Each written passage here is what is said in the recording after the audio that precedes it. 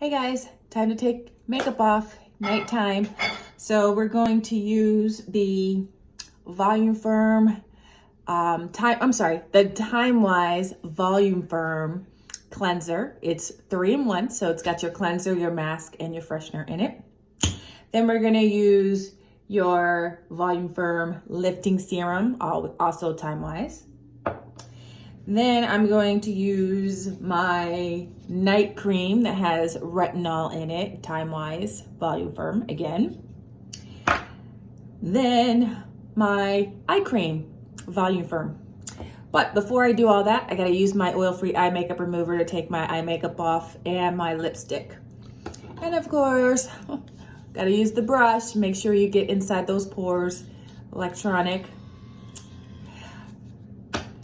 And if it was daytime, I'd be using the day cream, Volume Firm, SPS 30. Since I've got my lovely jammies on, you can tell it's nighttime. All right, I will speed the process up. You guys know the drill, but I will show it to you, so check it out.